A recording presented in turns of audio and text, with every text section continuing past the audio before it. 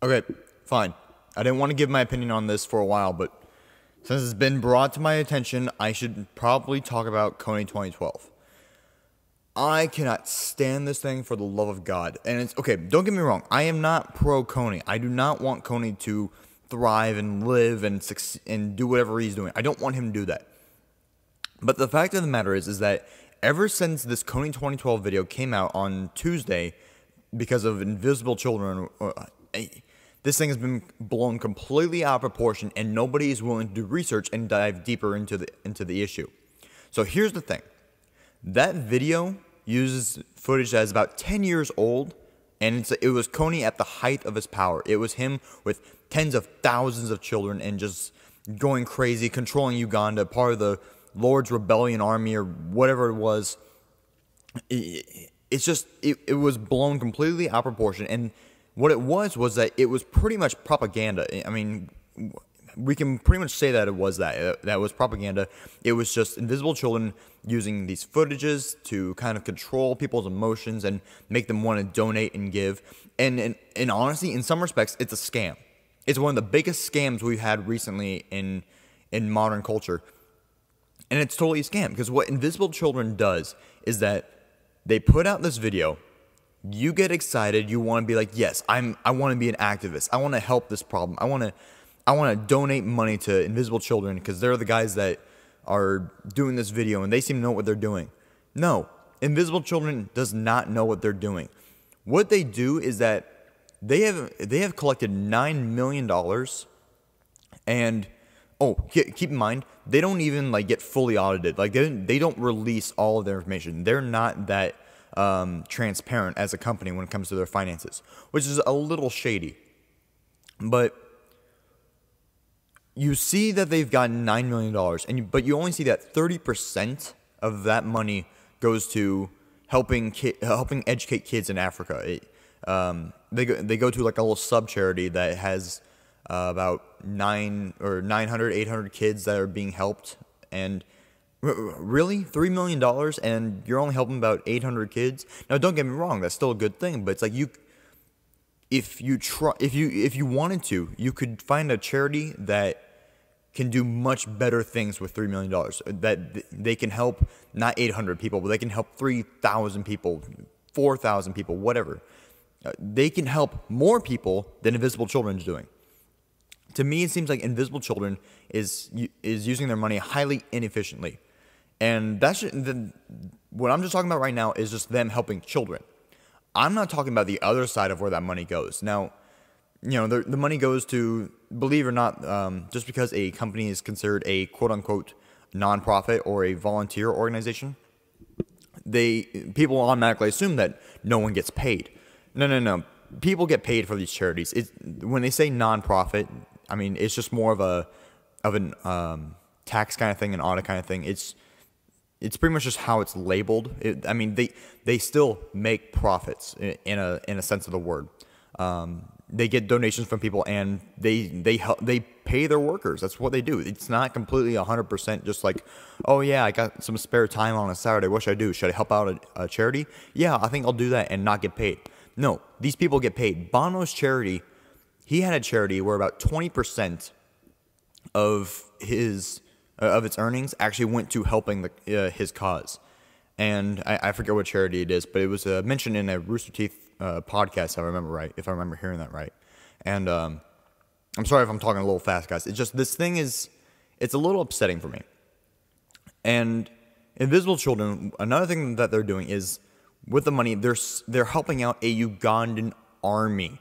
They're helping out an army that is actually worse than Kony. They are actually doing the same thing that Kony is doing. It's just that because they are against Kony, people feel that this Ugandan army is good, that they are better than Kony. That is simply not the case. Now, this is no new issue in Africa, okay? Now, kids have been abducted from their homes, and they have been forced to fight for their lives, because that's Africa. That's what happens. Africa is not a third world country, or a collection of third world countries. It is a third world continent. It is the entire land of Africa is simply underdeveloped. They're doing nothing. there's almost zero industrialization. Now, I've heard that Uganda has actually, that they've actually been more urbanized, and they're actually turning things around. And if that's so, then fantastic. I mean, that's what should happen. Because right now, when I think of Africa, I think of a continent in poverty, and I think of children just struggling day to day just to even survive. One of the things about Africa is that the only way that I see you can really help out Africa is if you industrialize it, if you try to make it a first world continent. And that's incredibly hard to do. I mean, not even all the charity money in the world could probably help make Africa a first world continent. Then it's nearly impossible. The only people that can do that are the people of Africa themselves. Africa is it's a place where violence rules. If you put a businessman from a first world country into Africa, that man will get mugged, he will get shot at, he will get attacked, and he will probably get eaten by lions, because it's incredibly dangerous in Africa, and it's a place where violence rules. So in a place where violence rules, it does not surprise me that someone with power, such as Kony back at the peak of his power, could just go into houses and just say, yeah, we're taking you for our army. So come on, you have no other choice. We're pointing a gun to your head. We have force. What do you have? There is really no law in Africa. The only law there is whatever you're holding in your hands that can shoot bullets. That's the only law that there is. In the sense of the term law, but it's upsetting that so many friends of mine have watched this video, and it's a 30-minute video, and they're like, you know what? I'm an activist now. I've seen a meme on it from Dead Mouse. It's like, watch a 30-minute video, become activist. Really, you're gonna seriously become an activist like that overnight just by watching a 30-minute video?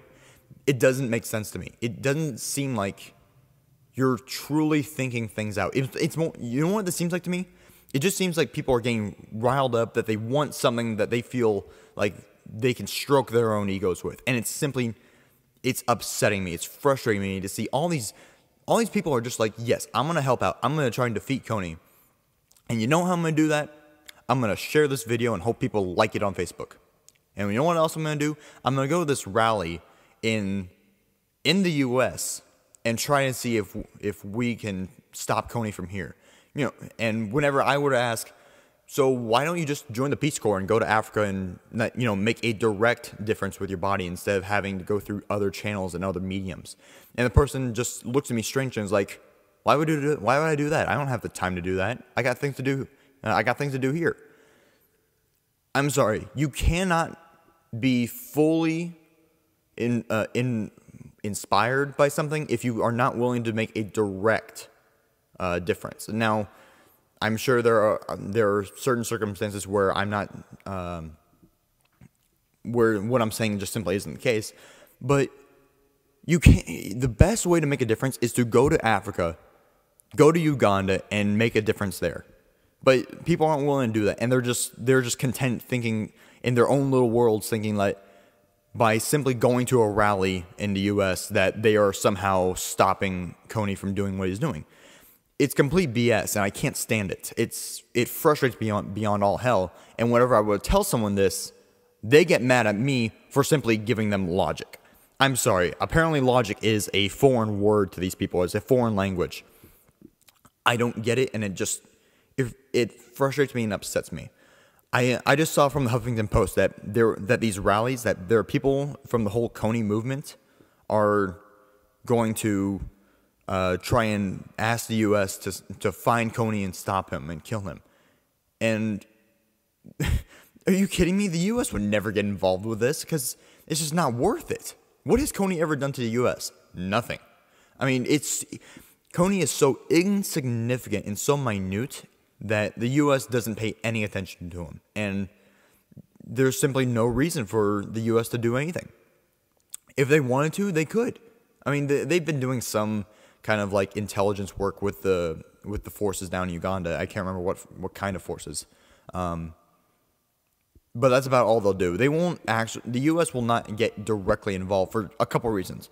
One of them being that Africa like the countries of Africa would not like it if the U.S. got directly involved, because that makes them look bad. It makes them look like they can't get their own crap together, and it puts a black eye on them, and they don't like that. The other thing is that supposedly, my friend told me this. I don't know if it's true, but supposedly it violates some Geneva Convention laws. If you were to send like an army sniper in there and just start just put a dot on Kony and then shoot him. Simply, I think that would be the best way to go about it if you were going to get any kind of involvement. But apparently you can't do that. I don't know. It's just, but that's what we could do. We can solve this easily, but we're not going to, because what's there to gain from it? There's absolutely nothing gained. We would just spend like maybe $1 billion trying to do this, and it's not worth it. It is simply not worth it. And everyone I know is just like, no, we can do this. We can make a change.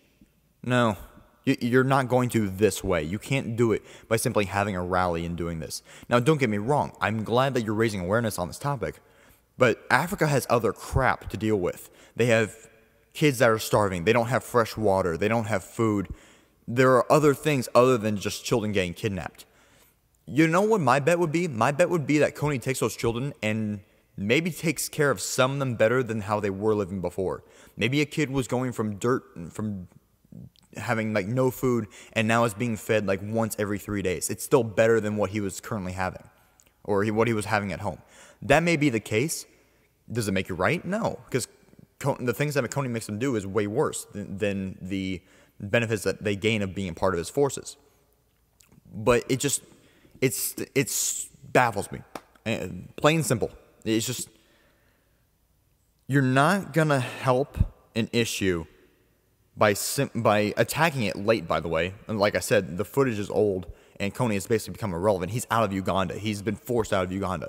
Now there's probably someone else that's even worse than Kony doing the same thing, but people are just behind, and it's insane. I think it's one of the biggest scams in recent history.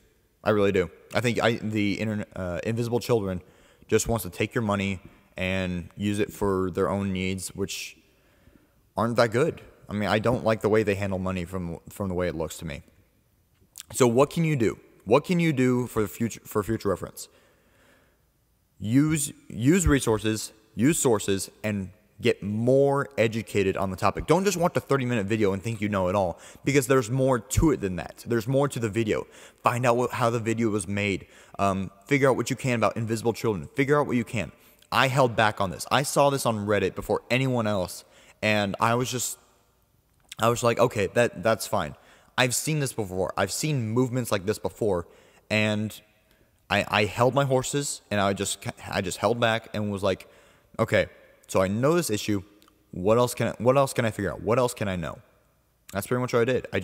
I got more information. I got more educated, and that's besides the fact that I already knew this was going on in Africa. I knew that this was happening. It's just this is essentially old news. Now, does it make it not important if it's old? No, it's very important. It's just why now? Why does it take a 30-minute video from some charity that I don't even like? Why does that make you want to get? Why does that make you want to become an activist now? I don't understand it. Just, you should have been doing this a long time ago. My mom has always told me if I don't eat all the food on my plate, that there are kids in Africa that would love that food. Why don't we help them? We know this. Hell, if we can make like semi-sarcastic jokes about it, why can't we go and help them? If you really want to help Africa, help now.